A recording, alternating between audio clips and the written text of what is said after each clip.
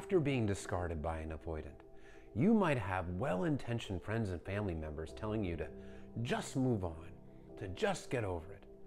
While these people may be well-intentioned, this advice doesn't help the situation. It may be true that it's a good idea to heal and move on, but anybody that tells you to just get over it has never been on the receiving end of an avoidant discard. It is not a normal breakup by any stretch of the imagination. It is traumatic.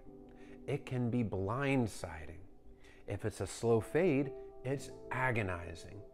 You were given little to no explanation as to why the relationship ended. You're given no closure. You're given vague answers and stonewalling at best when you try to get answers. And to make it worse, you're shown little to no empathy at the end of the relationship.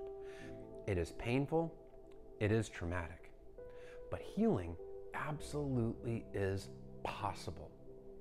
There are a few factors in healing from an avoidant discard. First is understanding what happened, why it happened. Understanding is a key part when you both intellectually and emotionally understand. Avoidants are people that have unhealed attachment wounds from childhood. This is the result of childhood emotional neglect. This was a person that wasn't given the love and the nurturing the way they needed as a child. So they learned to associate emotional closeness with abandonment because the people that you rely on for your emotional needs, such as your parents, were not there for you. They rejected you. They abandoned you.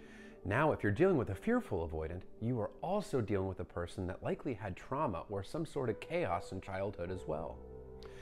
These people have unhealed traumas, unhealed wounds that cause a lot of fear in adult relationships. When things like emotional intimacy is building, or if there's conflict, any kind of communication that's required, these trigger fears in the avoidant.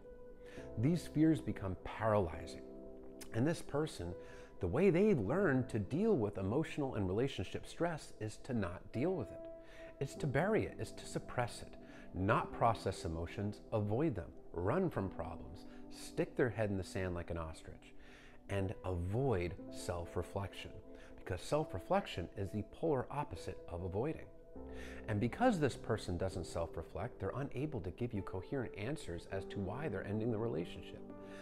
They themselves usually don't even know why they feel the way they do, and that's because they don't self-reflect on their feelings. When you understand this, and you truly understand it both emotionally and intellectually, you are able to get to the point where you realize that it is not your fault, and you stop blaming yourself. Because as long as you keep on blaming yourself for their behavior, you are going to have a very difficult time getting over this person because you are personalizing their traumas. You are personalizing their unhealed attachment wounds. And when you blame yourself, you push yourself further into anxiousness, further into insecurity. Another step to heal is to take this person off of the pedestal. Endless rumination will kill you. It'll keep you stuck. You're constantly thinking about all the good memories you have with this person, while conveniently ignoring the pain they caused you. Every time you start to ruminate, it's important to consciously remind yourself that this is also a person that's shown themselves to be selfish and emotionally unavailable. When you consistently remind yourself of this, you will slowly take this person off of that proverbial pedestal, and that will greatly help in your healing process. And another key step, if not the biggest step of all, is learning to hold and enforce boundaries. Boundaries are your limits of what you will and will not take, what you will tolerate, not tolerate, what you want and don't want.